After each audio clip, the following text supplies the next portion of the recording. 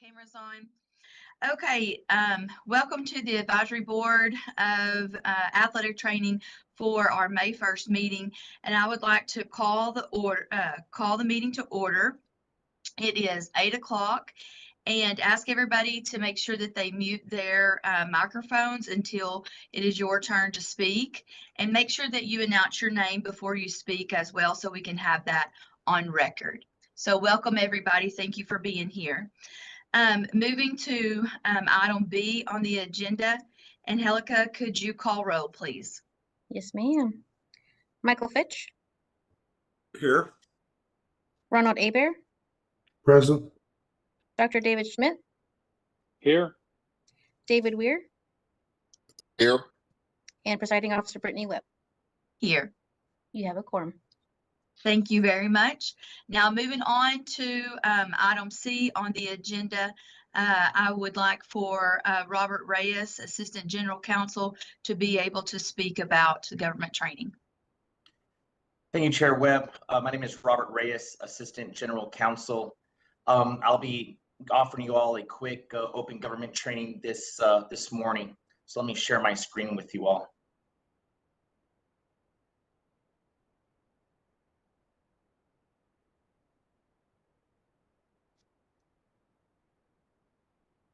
All right. So thank you for joining us, everybody, this morning. This is a quick open government training for the Athletic Trainers Advisory Board this morning. Some quick items. First of all, obviously, we have the Open Meetings Act, Administrative Procedure Act, and Public Information Act as part of this training. Some items that I want to speak to you about, since we were starting to have work group meetings, and we believe that there will be more work group meetings in the future. And first of all, the concept of quorum. Quorum obviously is the majority of the members of the advisory board. We have 5 members in this advisory board, so a quorum is 3. So that makes it very important that we understand the concept of quorum, especially when we're working in work groups. Deliberation is discussion or any verbal or written exchange among a quorum or governmental body. We want to make sure that we do not have any deliberation among the members, which would then open us up to open meetings requirements. Meetings are anytime a quorum or governmental body engages in deliberations. So again, in our work groups are comprised of 2 members of the board, not 3 or more, so that way we don't get into any quorum issues. Notice is required anytime a meeting is held. We need to have a date, time, place, and subject, and the subject matter, the agenda, listed and identified for each meeting held. So again, when we're having these work group meetings, we don't want to start stepping into any of these requirements. So again, we're only having 2 members of the board be part of any one work group. And then obviously, if you're discussing, you should never discuss anything at social functions, conventions, or workshops. That'd be the best practice. However, if there is going to be talk, obviously it needs to be less than 3 of the board members at any one time. Key points to remember: beware of the walking quorum. The walking quorum is another important concept that we need to ensure that if any 2 of the work group, of any of the board members are on the work group, no other communications are sent to any of the other 3 members of the board, so that way we don't start getting into walking quorum situations. Walking quorum is just as I said. Then a short example here. Walking quorums can happen in a myriad of ways. Conference calls, video conferences, emails, and text messages are things that can happen. So we really don't want to get into any of those situations. The conversation that occurs in the work group needs to stay in the work group with those work group board members.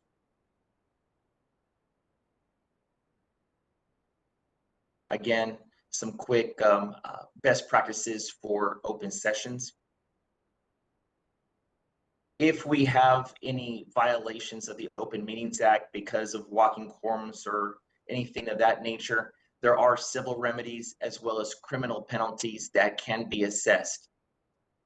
So obviously, we need to avoid communications that involve a quorum of board or committee members, and during open meetings, confine discussions to items specifically posted on the agenda.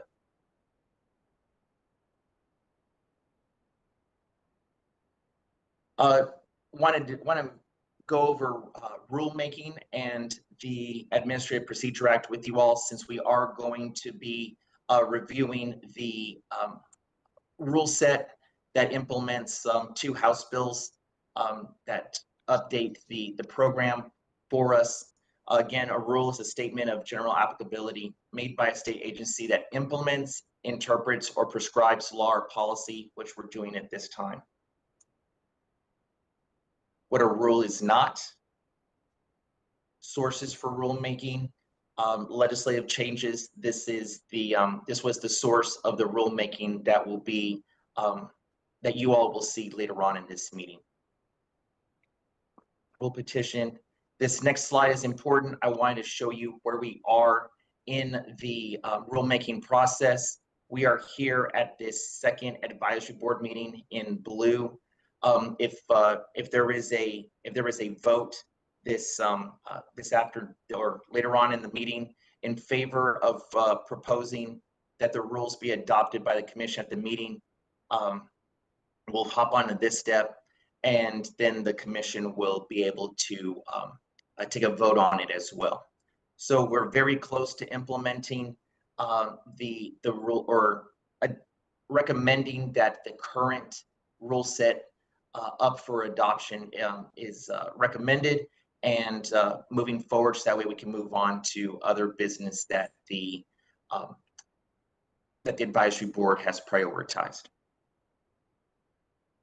And that is it for the training. Let me,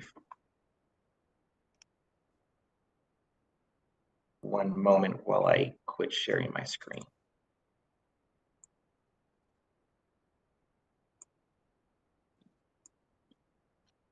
Thank you all.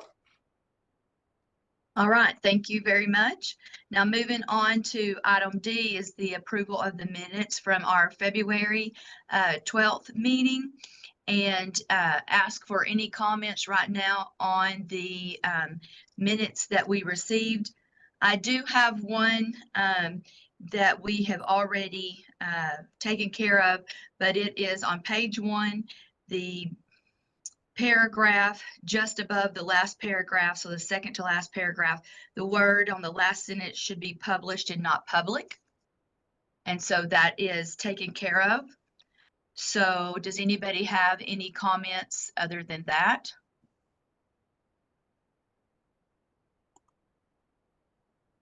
Okay, hearing none, I will ask for a motion to approve the minutes as changed as I recommended.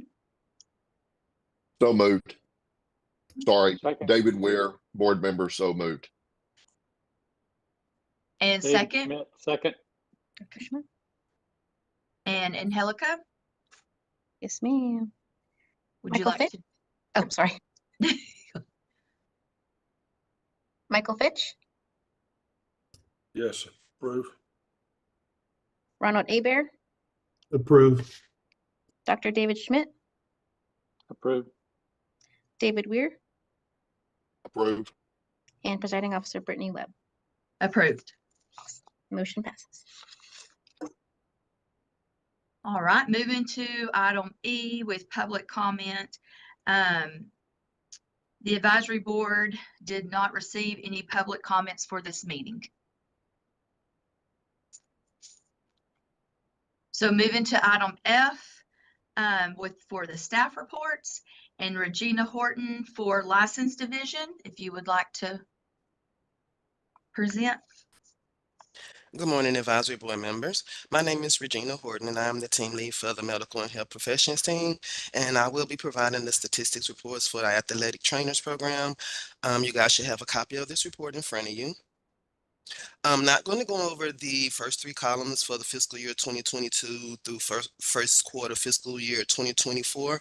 I will do second quarter fiscal year 2024, the last column.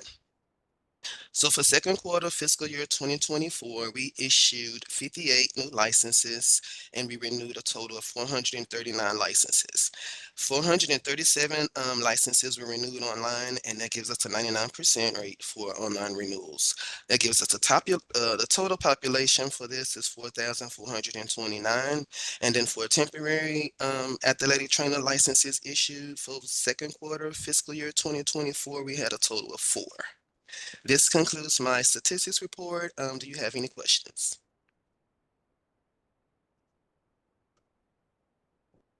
Okay, thank you.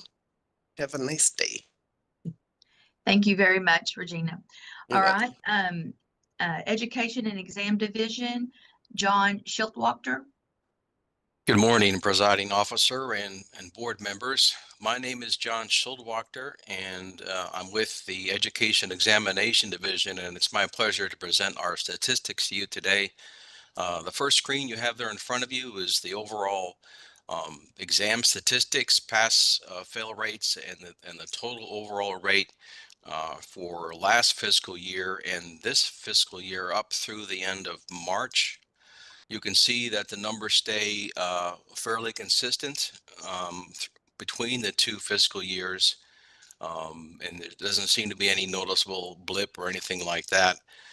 Moving on to the next page, this is just a breakdown of the individual examination types, and it's a comparison between the two fiscal years, as you can see. And of course, through this fiscal year's second quarter, actually third quarter results, we have some numbers there for you to look at.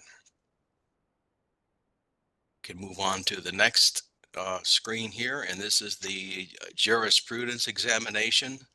And there's the results or the statistics for fiscal year 23 and the current fiscal year 2024.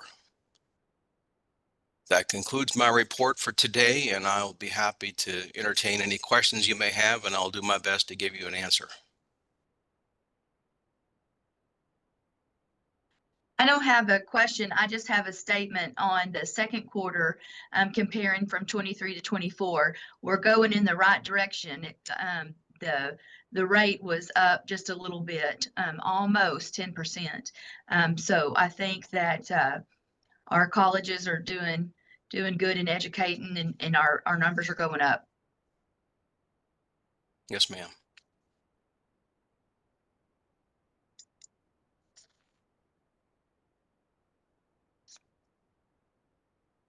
All right, well, thank you. If there's no questions, I'll be here all day if you have anything that comes up, but thank you for your time. Thank you very much. Staff reports for Customer Service Division, Myra Rodriguez. Hi, good morning, presiding officer and board members and TDLR staff. My name is Myra Rodriguez, and I am one of the managers overseeing the athletic trainer program for our division here in customer service. Since we last met, we have statistics for February and March of this fiscal year. The total contacts received for the month of February was 167 total. That includes 120 phone calls and 47 emails. And then in March, we have a total of 138 with 31 emails and 107 phone calls. It seems to stay, the trend seems to be following suit with just slightly lower for the fiscal year for this time in comparison to fiscal year 23. As you can see here, we do expect kind of an uptick on contacts starting in April and May, I'm sorry, going forward, due to just the time of the year that we normally see. But aside from that, that concludes my report, and I'm available for any questions that you may have.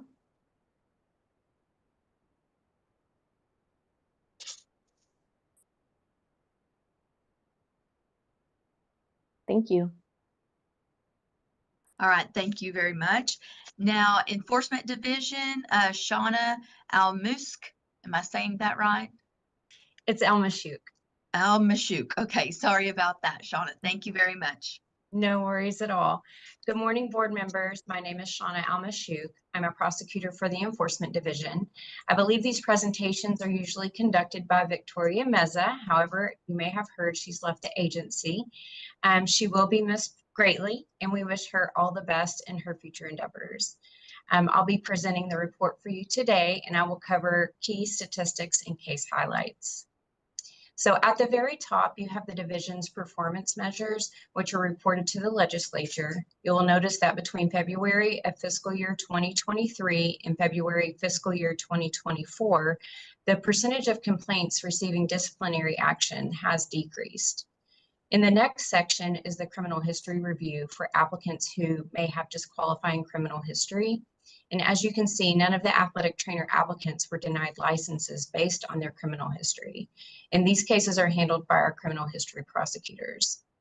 The next section details where the Enforcement Division's complaints come from, whether they're from consumers or from within the agency. And then the top of the next page puts that into a pie graph for you. The next section details our caseloads within our Enforcement Division. The orders issued are the end of the road for the disciplinary action. You can see that in fiscal year 2024, all of the orders that were issued were by agreed order, which is where the person admitted they made a mistake and paid an applicable fine. The penalties and consumer remedies detail how many fines were assessed versus actually collected, and it shows you the average penalty on those cases. Then on the next page, you can see the section that details alleged violations at opening. And these are just the reasons that the cases were opened on the front end.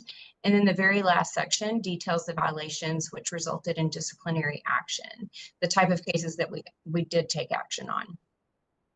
I've added a case highlight to your packet to provide an example of a complaint case that was resolved by department staff if you care to review that. And additionally, we're actively seeking TDLR licensed athletic trainers that are in good standing to serve as subject matter experts to assist our Enforcement Division with complaint case reviews. Subject matter experts review complaint cases generally involving standard of care issues during the investigation stage of the enforcement process. If any TDLR licensed athletic trainer is interested in becoming a subject matter expert, please have them complete the expert witness application on the TDLR website. Once the application is submitted, we'll send a questionnaire to each applicant to complete and return. And then the documents are screened and contracts are issued to the approved subject matter experts. I'm available to answer any questions that you might have. Okay, I do have one on what you just said about the subject matters. Could we post that link on how to apply for that on our state association, or is that we're not supposed to do that? I don't know of any issues with you posting that. Okay.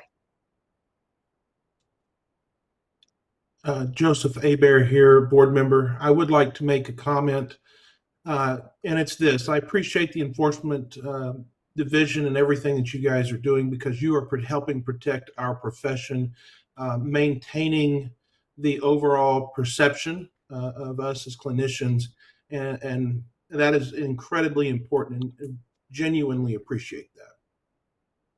Thank you.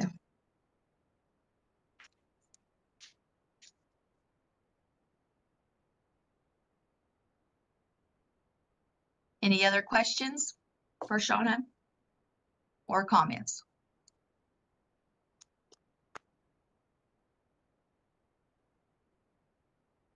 Thank you, Shauna. Thank you.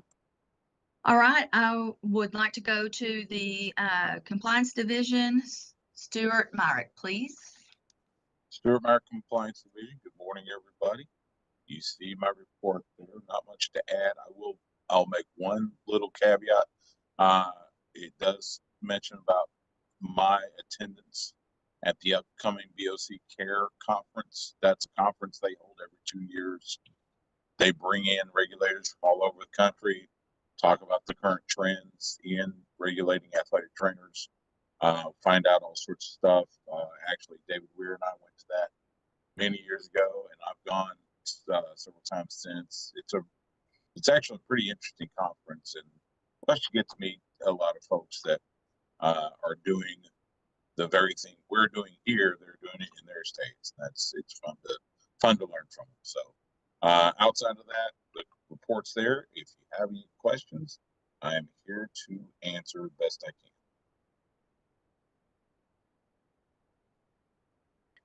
Stuart, is the Board of Certification, the CARE conference, is that something that a board member should also attend, or is it okay for just you? I'll have to look. Okay. There was a time when they would bring in, we could bring in a board member. The way they do it is they invite one person from the state. Okay. But I think, don't hold me to this, but I think we can add to that. It's in Omaha, Nebraska. In fact, I think they're going to hold it at the BOC headquarters. So it would involve travel to Omaha and all that good stuff. But I can certainly ask Shannon at the BOC and see if that's a possibility. Maybe we can plan it for 2026. Right. I just didn't know. I was unfamiliar with this conference, so I was just asking just to make sure that I wasn't missing something or somebody on the board wasn't missing something. So I appreciate your information. Not a problem. Any David other Weir- questions for Stuart? David Weir, board member. Brittany, if you want to touch base with me offline on that, I can give you a little bit more information. So Thank you. I appreciate that.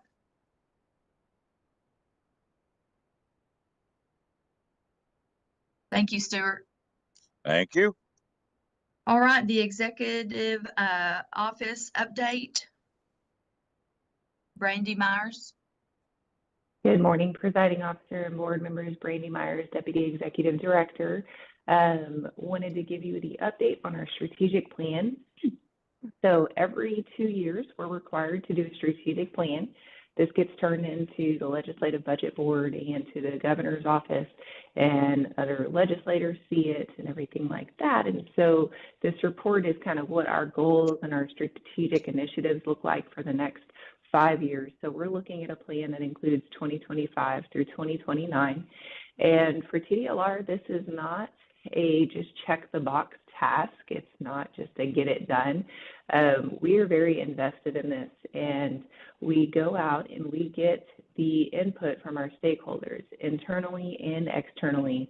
We toured the state, if you will, and went to Harlingen and Arlington and El Paso, and I just drew a blank. We did Austin.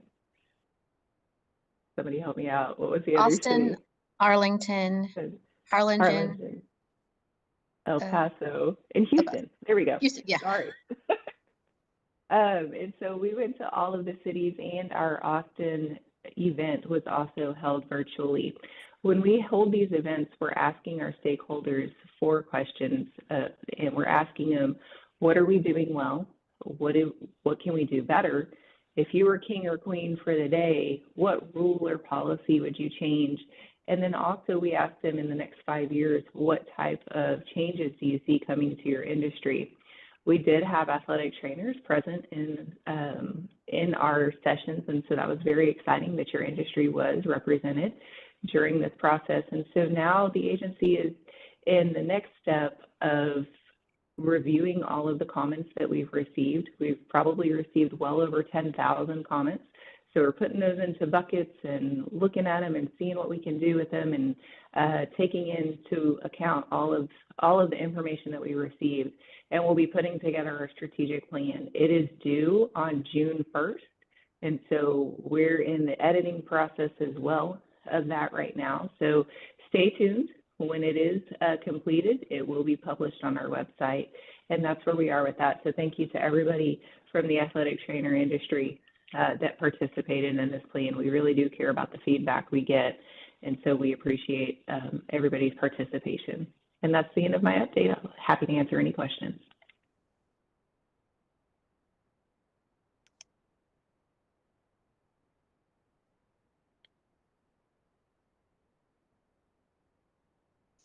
Thank you, Brandy. I appreciate it. Moving on to item G, I would call on Robert Reyes, Assistant General Counsel. Thank you, Chair. Yes, Robert Reyes, Assistant General Counsel. If you recall the last meeting that we had proposed rules for your review and recommendation for publishing. Those rules were published in the March 8th, 2024 edition of the Texas Register. The comment period closed April 8th, and there was one comment received. The comment was in favor of the rules as written.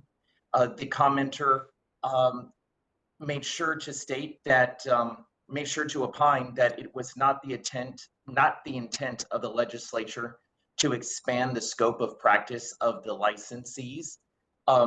No changes were made to the proposed language after receipt of the comment.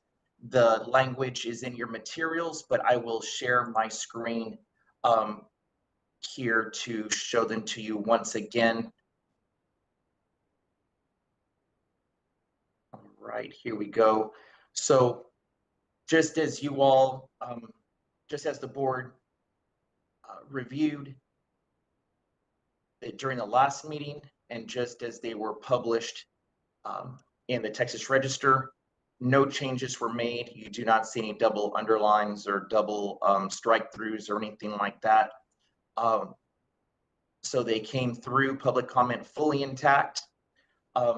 Today, I would ask the advisory board to take a vote on whether or not to recommend adoption of the proposed amendments for the implementation of House Bills 2495 and 2512 as published and as you see on the screen by the commission. And I'm available for any questions that the board may have.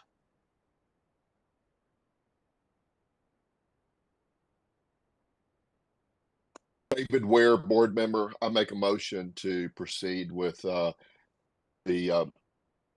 recommendations with the rules as written to be forwarded on to the commission. Ronald Abear, board member. I second that motion.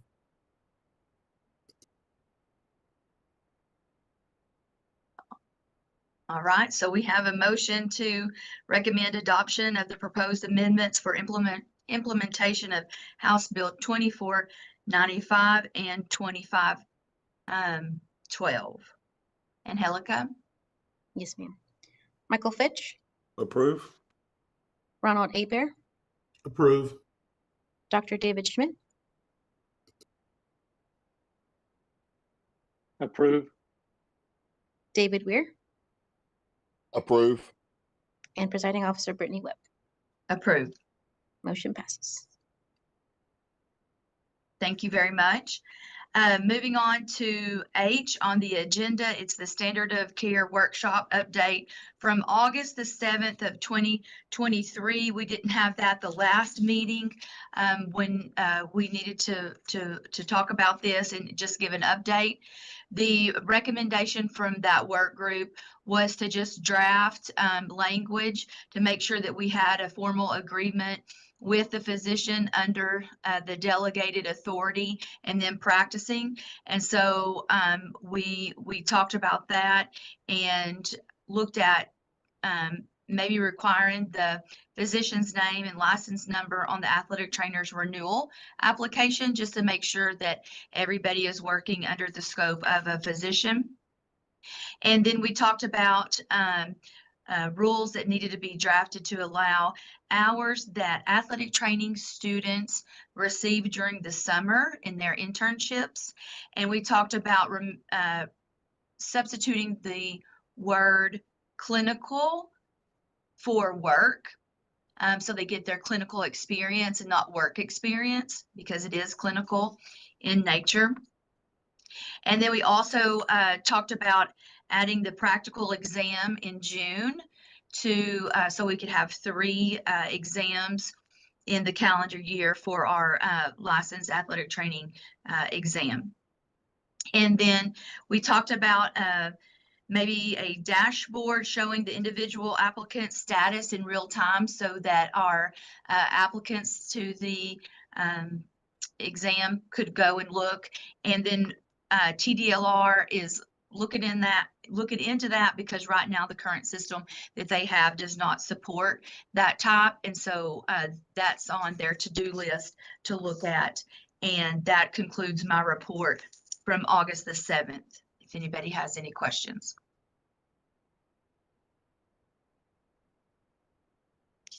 Okay, hearing none, then I'll go on to I, which is the work group meeting reports, and we'll call on Mr. Abear to give his report for the enforcement work group. Ronald Abear, board member. The enforcement work group met on April 18th, 2024. The work group makes the following recommendations. Further review and discussion should be held regarding sex abuse, abuse of power situations through either addition to 16 Texas Admin Code 110.70 or the rewording of 110.70Q. Rule language needs to be drafted allowing licensees to end treatment if patients act inappropriately. The department should investigate options to reach out to the industry to present best practices to avoid violating administrative rules, thereby protecting licenses. Discussions should continue on a regular basis for possible rulemaking. In addition, the following topics were discussed. There are issues with individuals acting without a license. What can be done about those individuals with whom many possess licenses in other fields, such as EMTs and nurses? So that is part of the discussion. Mr. Weir confirmed that IV insertions and suturing are being taught as part of the current curriculums. This new information needs to be reviewed by other departmental divisions. This will be forwarded to the education and examination work groups. Mr. Weir also reiterated his desire to see a new rule which would make clear physician directives compulsory. Both members stated there was a need for a temporary license requirement adjustment. Mr. Abear identified factory settings and law enforcement agencies as emerging settings for the athletic trainers to work. And this information will be presented to other work groups for their thoughts on how the advisory board can bring attention to their individual requirements. That ends my report.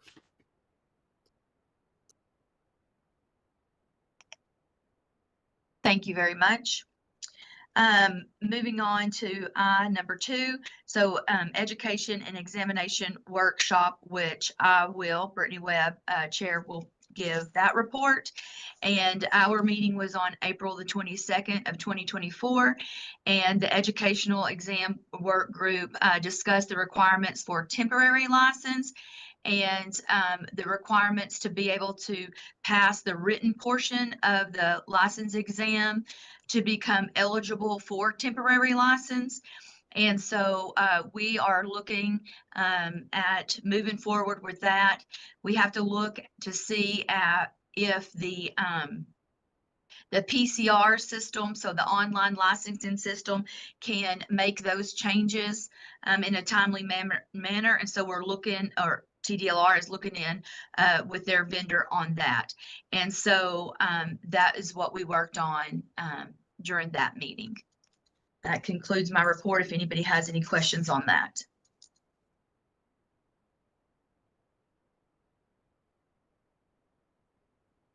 Okay, hearing none, I'll go on and move on to the standard of care work group and recognize board member David Weir to please give the report.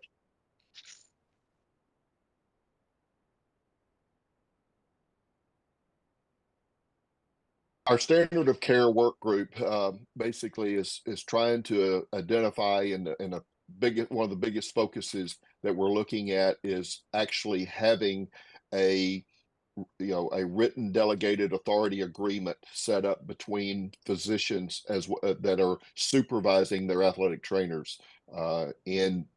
Currently up till this point in time, in many cases that was a handshake agreement.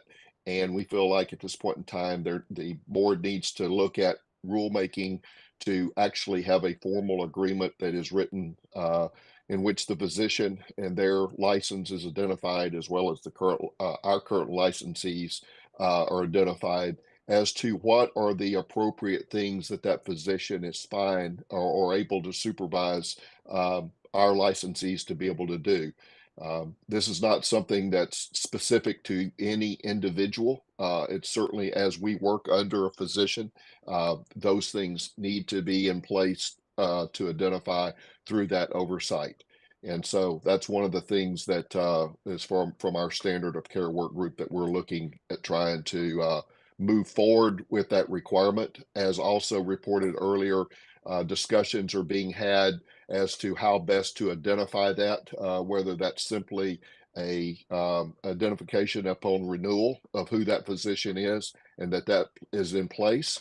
We also our group discussed as to where that document should be housed, whether it should be posted along with their license or just also available to be presented if anyone ever requested that.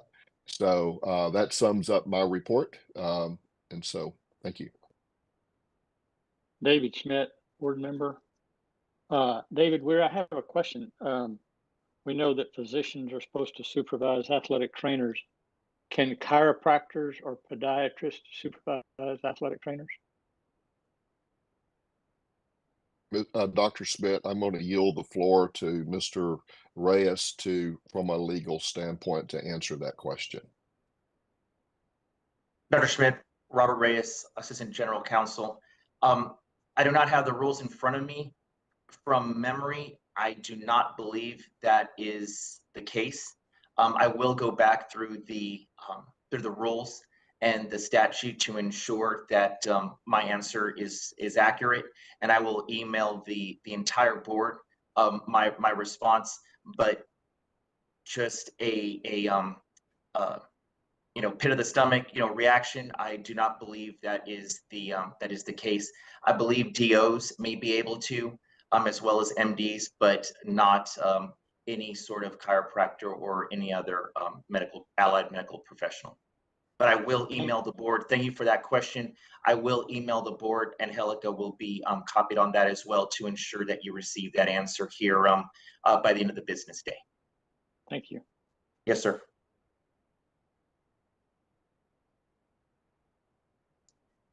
Great question. Thank you, Dr. Schmidt. Moving on to I4, the endorsement work group, and David Weir will also give that report.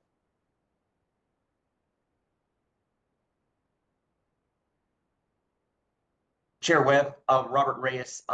It was the same. It was we had the work groups since both you and Mr. Weir are on the same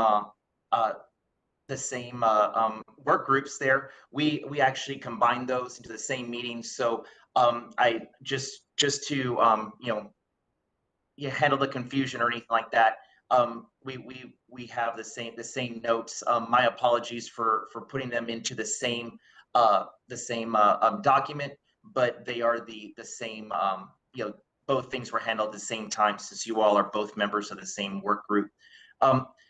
In conclusion, I just wanted to offer my sincere thanks to not only the staff who were part of the meetings, but also all the board members who took time out to have anywhere from 75 to 90 minutes with us to discuss these the enforcement, education, examination, standard of care, and endorsement work groups. It was amazing conversation. We got into some good subject discussions very deeply in regards to written physician directives and many other topics. So I appreciate the time and the effort, the experience, and the knowledge that you all offered us during those conversations. I look forward to having some semi-regular meetings with you all here in the future. I know personally that I have a charge for a couple of different priorities that were made known during those meetings. And so I'll be working on those, and I'm sure staff will be working as well to ensure that we keep the industry moving forward as everyone would like to see here in the state of Texas. So my heartfelt thanks and gratitude to all of you who participated. Really appreciate it. Joseph you very- Adair, Yep. if I may, I would like to extend the sincerest appreciation for our TDLR staff that were a part of these work group meetings. Specifically, Robert, there, you genuinely listened to us, I feel like, and heard us as we talked on a lot of these topics, and understood where we were coming from. And that's genuinely appreciated, because obviously we want the best. You guys want the best, and we can see that. And I appreciate that. Thank you, sir. Yeah, Brittany Webb, Chair, definitely moving in the right direction. And I felt like, you know, the wheels were turning really slow there at the beginning coming out of COVID, but I feel like we've hit the gate and we're off running. So I feel we're moving in the right direction, and I appreciate that, because this is all hard work for all of us. So I appreciate that. Anybody else with any comments on? Yes, David Weir, board member. I think the biggest thing that, from a historical perspective, is that, you know, I know, as I think my timing is right, is that obviously we'll have another legislative session coming in 2025. And so as we know that is coming, I know, you know, historically the agency, you know, gets bogged down with trying to take care of all the programs that it oversees. It's a heavy 6 months for you guys. So we as board members know that. So if there's any of these things that which we are proposing and rulemaking that we're proposing, you know, if we need to put in, I'll speak for myself. Let's try to put in the work early this fall and get these things done and off the table, so that these urgent things, as we've discussed, don't get bogged down in the legislative session. In other words, let's get these done and on the table and happen, and so that we don't get bogged down with those things and not getting them done until, you know, this time next year or even later. Thank you. 100% agree. Thank you, David. Okay, anything else for the good of the order before we move on? All right, so moving to item J, and that is board members. Are there any recommendations for the next meeting? Any recommendations for agenda items for next meeting?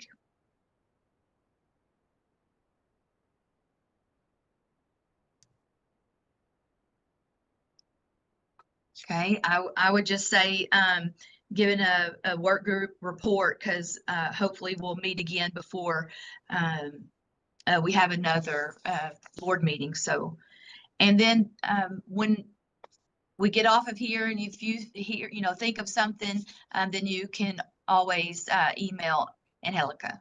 Mhm. Stuart? Sure, my compliance, Brittany. God bless technology. So the question you had about the BOC Care Conference, it just so happens Shannon Fleming from BOC is listening. So hi, Shannon. Oh, hello. She sent a response. Basically, there is a way for you to join virtually, and I've asked Angelica to forward the email from Shannon as the link for you to join virtually, as well as more information about the conference. That is great. I appreciate that, Stuart, and I appreciate that, BOC office, and thank you for joining our meeting. So any other recommendations for agenda items at this time for Angelica? Hearing none, I'll go on to item K, and that is the time and date for our next advisory board meeting. And board members, just a note, we cannot start a board meeting before 10 a.m. Texas time. And so just note that for future references in the board meeting, due to staff needing to be present and so forth. So Next board meeting will be somewhere at 10 o'clock or after 10 o'clock, depending on what y'all would like to do to propose any times. Location is going to be obviously virtual, but any dates? David Schmidt, board member. Just to let y'all know, I'm available any Monday because I don't work on Mondays anymore. Okay. Okay. My Mondays, Dr. Schmidt, are also open. I do not have a class on Mondays as of right now. I'll make sure to keep Mondays in mind when polling for the next meeting. Is that okay with the other board members, the rest of the three? Yep. So I got that. Yep. Super. Great. All right. Well, athletic trainers will be up far before 8 o'clock, but we will log on at 10. Sounds good. Okay. All right. So is that good for item K, everybody? Then I'll go ahead and move to item L, which is having any types of motions to adjourn the meeting. And thank you, everybody who is on virtual in the waiting area looking in. So I appreciate that, BOC. Glad that you emailed Stuart. That was great, and we appreciate that. So thank you all, everybody. And do I have a motion to adjourn the meeting? Joseph Faber. Member, so moved. Joseph Faber, I'll second. Who All made right. I didn't catch the first name. I apologize. I did get the second of Mr. Abear, but I didn't catch the first name. Dr. Michael Schmidt. Fitch, board member. Dr. Schmidt. Oh, I think they were at the Mike same time. Okay. We tied. Okay, so